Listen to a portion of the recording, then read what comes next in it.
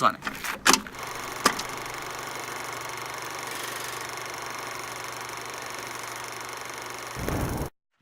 Hey yo, so my name is Masa Suzuki, representing Tokyo, Gemstone Gym, and also Street Movement.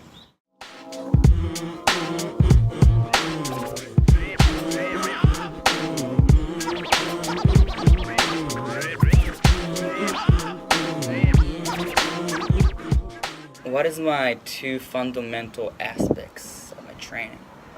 One of the most important things for me is to just be myself no matter what, and to kind of create my own world around myself. Parkour was always a way for me to express myself and to be myself and to kind of get out of the world that I didn't really respect or appreciate and kind of making my own reality, right? So parkour was always a getaway for me.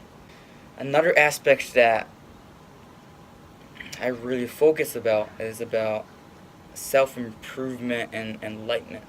When I say improvement, I think a lot of people think, oh yeah, getting better at parkour, learning a new skill. But for me, it's more about the mental side of things. I think like any martial arts or any art, if you train something diligently and hard for so long, you can reach some sort of enlightenment. Through doing parkour practice and through meditating through movement and just constantly being myself, I can truly say that I can reach some really supernatural human living and human motion. Let me freak the funk, obsolete is the punk that talk more junk than several sales. I jet propel at a rate to complicate the mental state as I invade the masquerade. They couldn't fade with the clipper blade. 10 years in the trade is not enough, you can't cut it. I let you take a swing and you butt it for an easy out. I leave him seized with doubt. Question number 2, what am I looking into my training? I'm looking into self-discovery. So through each training session, I hope to discover something new about myself. And if I don't, then I'm losing or missing something. So I kind of think, okay, what am I missing? How can I kind of get to know myself better? Alright. Booty brown and not proceeding, leading. They try to follow, but they shallow and hollow. I can see right through them like an empty 40 bottle. Is progress important for you? This is an interesting question. I used to train in a way that like skill set is everything, right? Like learning a new skill, learning that crazy flip or long distance jump in Kong Prees or whatever was the most important. I honestly feel that I kind of passed that point, right? So when I say about progress, it's not necessarily about skill set or something that I did. It's more about I improved as a person. By learning about myself and to kind of going over each challenge, each session, and doing just new things every time kind of makes me better. I truly think that parkour can make me better. Not as a mover, but as a person. See right through them like an empty 40 bottle of OE. They have no key or no clue to the game at all. Now they washed up, hung out to dry, standing looking stupid, wondering why. Why, man? It was the fame. For me, parkour was always related to martial arts. And a key word for me is bushido. It means the way of the warrior. And as a Japanese person, my parkour is very related to being a true warrior. What did influence you the most on your parkour journey? There's a couple things. First of all, the people that I met. If I didn't meet certain people in my life that does similar kind of movement, Kazuma from the Tracers, Daniel Labaka, huge shout out to Elias and Philip and Endis and Loudwin, Max Henry, yeah, much love. Yeah, if I didn't meet those kind of guys, I feel like my movement journey was very different. That they tried to get, now they walking around talking about represent and keep it real. Another aspect is probably my injury. Tore my Achilles tendon and I couldn't really move for a year and a half. Keep moving no matter what made me fundamentally stronger, both inside and outside, and it kind of pushed me to be super freaking creative. Yeah, that was a huge part of my journey.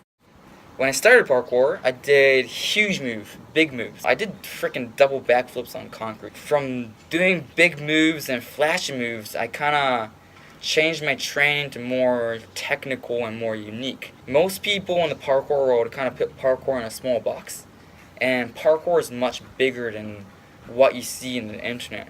My style became just self-expression more than anything. Big moves or being recognized from the society just didn't matter anymore. No matter how small the jump is, if you just change the angle or, just the way you jump, it will just be disgusting. That's fun. But I got to appeal because they existed in the fantasy when holding it still.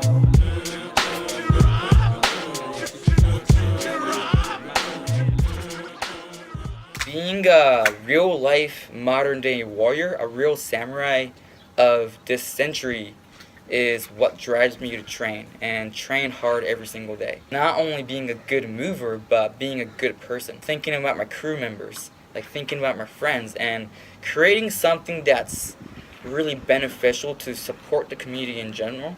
When I started parkour, I was actually bullied a lot in school. My main motivation was being fucking good at parkour and kind of being famous, so I can kind of say to all those bullies that, man, I actually became something that you can't be. So I was looking for recognition, looking for sponsors, looking to be good. That was literally the only thing I was thinking about. It was very negative and toxic, but it kind of pushed me to train 8 hours a day, every fucking day. Now it became more about the community. As I get more older and more mature in my training became less about the external, but it became more about my internal growth. Rock-a-bye, baby. Listen to your heartbeat pumping to a fine ravine of all things. It's the vein of a shrine. All missions impossible or possible, cause I'm headed for a new sector 365 days from now. I think there's a problem in the parkour world. The parkour world tries to create this little box that put parkour in and kind of want to label every person. It's not about that, It's about every kind of person with different styles and different kind of motivation and thinking coming together and working as a family.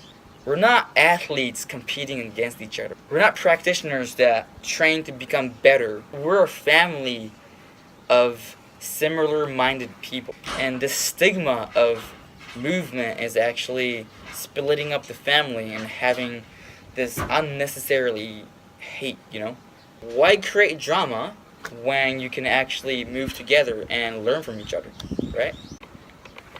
How do you approach your training? I train every single day, and I try to find something really new and nitpicky about a spot that I go to. I don't do the same move.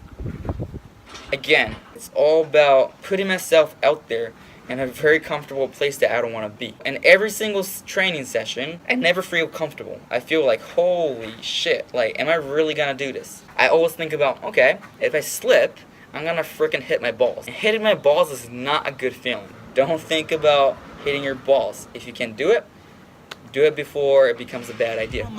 And each and every true will stick or fall from the skies of my cloud nine. From homies all the way to six, no matter how fine. Controlling it, just rolling way to wreck a proud mind. You hold it in your hands and watch a man start crying. Tear after tear in the puppet man's hands. Every time you take a stance, you do the... I don't really have a preference about the way a spot should look like. If I find a movement, I just do it. So I don't really have anything special about a particular spot. Anywhere can be a spot, and that's something that's really beautiful about parkour. Coming from a b-boy capoeira background, there's a lot of inspiration and movement background that helps me motivate myself and create a new kind of line in a certain situation. What I do is to just put myself out there. If it's kind of something weird and I haven't tried before, I'm just gonna do it, no matter how stupid looking it is. To be honest, aesthetics is not the most important thing in me. If that's what's most important for you, do it, man. But for me, how I look doesn't really matter. The thing that most matter for me is how hard the move that I'm trying to do. And the more disgusting and the more chance that I can hurt myself, the better. Deep in broken mansville, trapped in the moat with an anvil still. Killing yourself and dogging your health. You ain't amphibious, so grab a hold of yourself. But through my will, my flow still will spill. Toxic, slip the shock, sick like electrocute. When I execute acutely over the rhythm on those. Creativity is basically being yourself, and creativity is just ultimately expressing your crazy mind. If you don't accept that you're fucking crazy, man, you're missing out in life, bro. Every single person's crazy. Every single person's unique. So, why not be stupid and be fucking crazy? Just act a fool, have fun. You know what I'm saying? Not trying to be other people or not trying to be cool. Man, don't be that cool kid in the schoolyard. Be that geek that everybody thinks that's crazy. I think creativity is a fundamental part of my training. Whenever I go out to train, I go to a spot and what is the most disgusting thing in this area that I never tried before? I think I'm fucking creative. And creativity doesn't mean that doing something new that other people never done. Creativity is being innovative and being yourself. Through my will, my flow still will spill. Toxic, slip the shock, sick like electrocute. When I execute acutely over the rhythm on those that pollute. Extra dosages is what I gotta give them. Got 'em mad and trembling, cause I've been up in my lab assembling missiles to bomb the enemy. How's the creative process in your training life? Alright, so I go to a spot, I walk around, find something nasty, and I'm like, ooh, that sounds disgusting. I'm fucking scared. Cool, let's try it. Hit my balls, hit my head. I'm like, fuck, this is disgusting. Well, fuck it. Do it anyways. I do it, and yay, I did the challenge, and that's it. My training session's done. What's important to you when it comes to dealing with challenges? If you think that you can do it in your head, you already done the move. Like, if you can think it, then you can do it. I usually do a challenge in the first or second try. Like, I don't really prep myself. I know the area is safe. I know I can do it. There's no problem for me except for my non-commitment. So why not commit yourself? Like, it logically don't make any sense to look at a move and say, oh man, I'm scared, I don't want to do it. If you know you can do it, just do it. Currently, I think we're in the state of an emergency. Cause niggas done sold they souls and now they souls is hollow. And I think they can't follow, they can't swallow the truth because it hurts. This is how I put it down, this is my earth, my turf. The worth of my birth is $1 billion. What's your opinion in competition and comparing in general? I'm not against competition. I feel like if competition makes that person happy, I think he or she should do competitions. If you ask me if competition is helping the growth of parkour, probably not. But if it's making people happy, yeah, sure. If you ask me if I'm gonna do any competitions, probably not. Why? Because I don't really need competitions. Every single person has a different perspective towards parkour. And I think it's fundamentally wrong to kind of push my ideology to somebody else who have a completely different ideology. So my answer to competitions and comparing is peace and love, yo. And love and peace brings the community together. And the stronger the community is, man, we can be stronger and we can do anything. Number 18, why do you film? Good question. I'm not really good at keeping in touch with people. So filming is a way for me to say, hey guys, I'm still moving, I'm still alive. And creating videos is for me to be creative. I use it for communication tools, I use it as art, and I also use it as a blog. So I look back to old Instagram videos and I'm like, hey, wow, I used to suck. And I screw up and I was like, alright, I'm getting a bit better. And that's good. You see progress within yourself, and you see progress within your mind and your body. And remember where you're at mentally and physically and spiritually back in the days. I feel like filming is not a bad thing. Putting it online is another discussion, but yeah. Yeah, you know what time is it? Yeah, you know what time is it?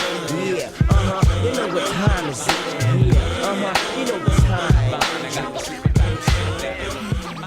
Do you feel like a part of the parkour community? I feel like I'm not really a part of the new generation.